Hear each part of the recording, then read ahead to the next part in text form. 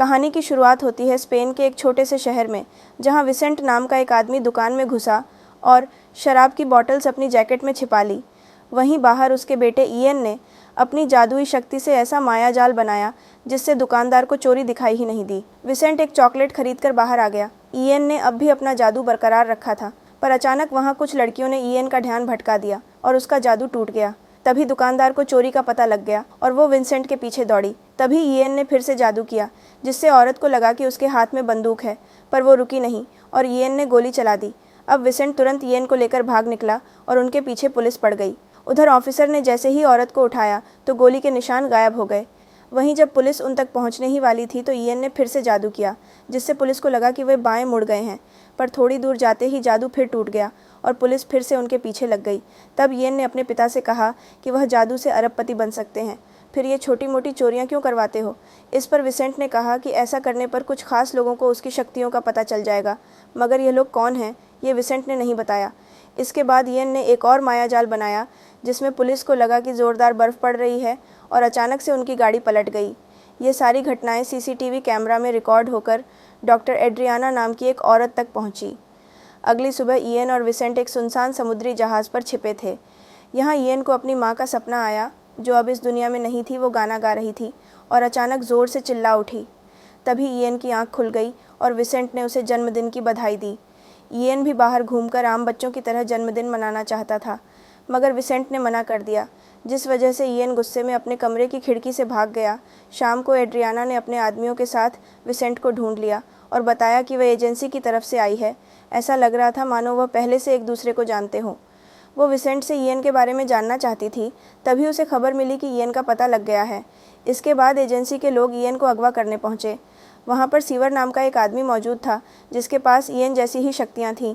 उसने इयन को बचाने की कोशिश की, लेकिन एजेंसी के लोगों ने उसकी शक्तियां ब्लॉक कर दी। फिर वहां एस्टर नाम की एक लड़की और एक एजेंट आया, जो इयन को बाहर ले आए। वह उसे वैन में एड्रियाना के पास ले गए, जिसने विसेंट को भी अगवा कर रखा था। वैन में जाते ही उन्होंने इयन को पकड़कर हेलमेट लगा दिया और फिर ज़बरदस्ती उसके खून का सैंपल लिया। कुछ समय बाद जब इयन की आंख खुली तो वह एजेंसी के हेडक्वार्टर्स में था।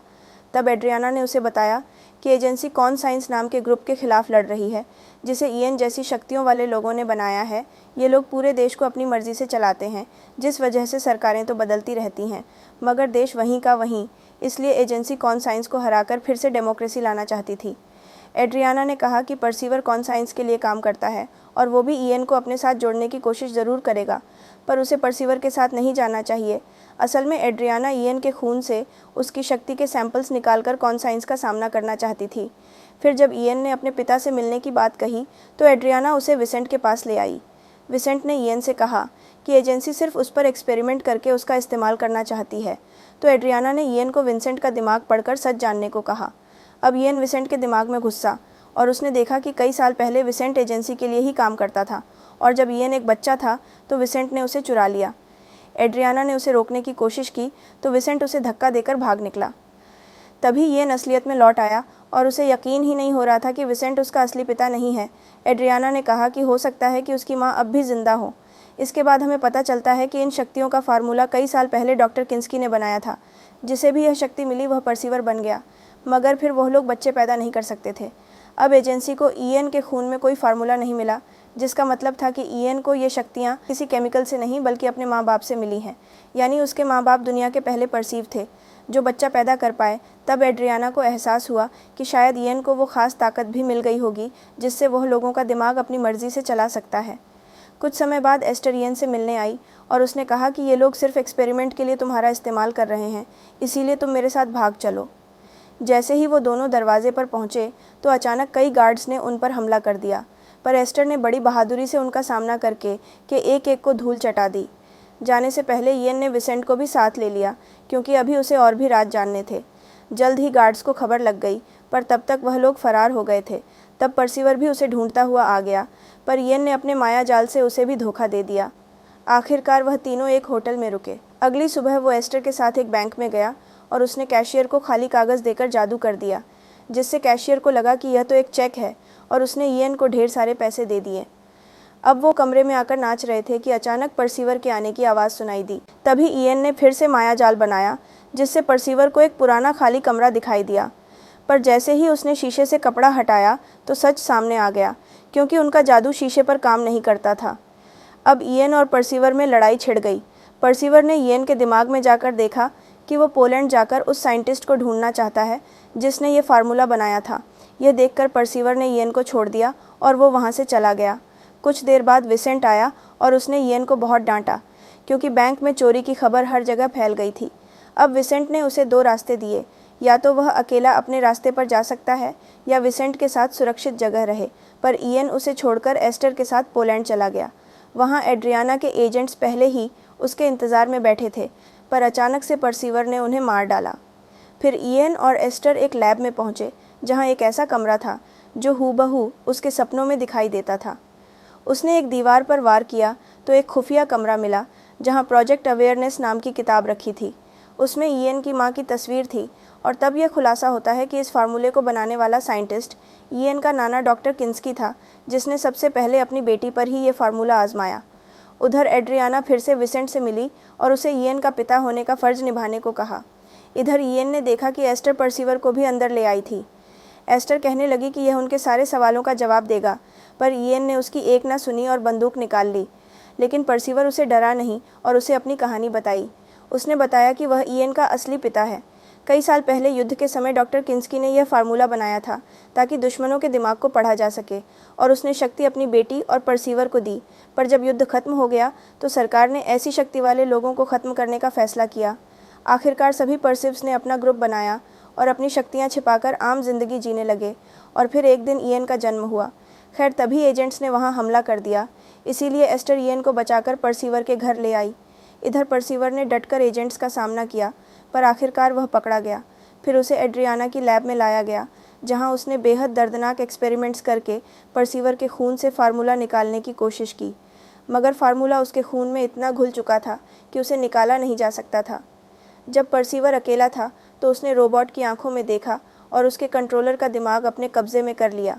इसका मतलब यह था कि परसीवर के पास लोगों को काबू करने की भी शक्ति थी, और इसी तरह हाँ, उसने खुद को आज़ाद कर लिया। उधर परसीवर के घर जाकर इयन ने देखा कि उसकी माँ अब भी जिंदा थी, लेकिन दर्दनाक एक्सपेरिमेंट्स की वजह से उसकी हालत मुर्दों जैसी हो गई थी। इयन अपनी माँ के दिमाग में गया और तभी परसीवर भी वहाँ आ गया।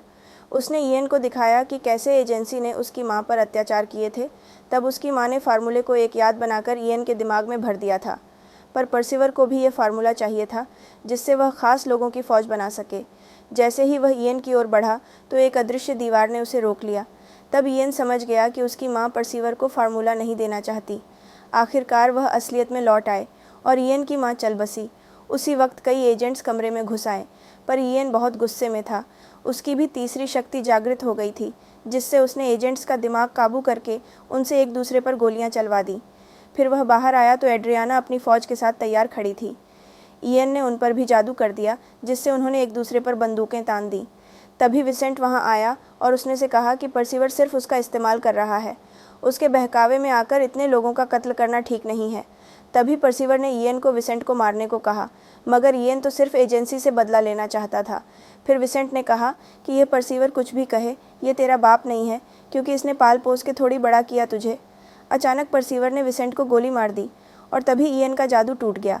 फिर परसीवर एस्टर को लेकर वहाँ से भाग गया। इयन ने विसेंट को संभाला तो विसेंट ने उसे अपने दिमाग में जाने को कहा। इयन ने देखा कि उसकी माँ ने ही इयन की जान बचाने के लिए उसे विसेंट के हवाले किया था। विसेंट ने अपनी पूरी ज़िंदगी इयन की रक्षा करने में बिता दी, और यह सब देखने के बाद इयन फूट फूट कर रोने लगा। आखिरकार विसेंट की मौत हो गई और अब इयन ने गुस्से में बंदूक उठाई और परसीवर को ढूंढने निकल पड़ा। परसीवर पास की एक बिल्डिंग में एक पार्टी में छिपा हुआ था। अब इयन एस्टर की आवाज़ का पीछा करते हुए वहाँ पहुँच गया और उसने अपनी शक्तियों से सभी लोगों को नीचे गिरा दिया। तभी परसीवर सामने आया, जिसने एस्टर पर बंदूक तान रखी थी। अब इयन और परसीवर के बीच दिमागी लड़ाई शुरू हो गई, क्योंकि दोनों बंदूक पर कब्जा करने की कोशिश कर रहे थे। पर इयन की शक्ति थोड़ी कमज़ोर पड़ गई और परसीवर ने बंदूक उठा ली। फिर परसीवर ने लोगों पर काबू करके उनसे इयन पर हमला करवा दिया। इयन ने अपने पूरे दमखम से उनका सामना किया। जल्द ही उसने फिर से अपनी शक्ति से लोगों के सर पर बॉटल्स दे मारी। इधर से परसीवर भी हमलावर भेजता रहा और अंत में एक आदमी इयन का गला घोटने ही वाला था कि अचानक एड्रियाना ने वहां आकर उसे गोली मार दी। अब परसीवर ने एस्टर को गोली मारने की धमकी दी तो एड्रियाना ने कहा कि वहाँ तो कोई है ही नहीं। असल में एस्टर सिर्फ परसिवर का बनाया हुआ एक माया जाल थी, जो शुरुआत से लेकर अब तक सिर्फ ईएन को ही दिखाई दे रही थी। यह देखकर उसका दिल फिर से टूट गया और वह रोने लगा। तब एस्टर ने उसे यकीन दिलाया कि ईएन के लिए उसका प्यार सच्चा है। आखिरकार ईएन ने गोली चला दी, जो एस्टर के आर पार होकर सीधा परसिवर को लगी और वह मौके पर ही मारा गया। तब एस्टर दौड़कर ईएन के गले लग गई। कुछ समय बाद ईएन ने अपनी माँ और पिता विसेंट के लिए कब्र बनवाई। तभी एड्रियाना उससे मिलने आई और उसे अपने साथ चलने को कहा, क्योंकि उसे किसी भी हालत में फार्मूला चाहिए था। मगर ईएन ने विसेंट की तरह किसी की भी तरफ ना होकर इस युद्ध से दूर होने का फैसला किया। इसी के साथ ये मूवी यहीं पे ख़त्म होती है।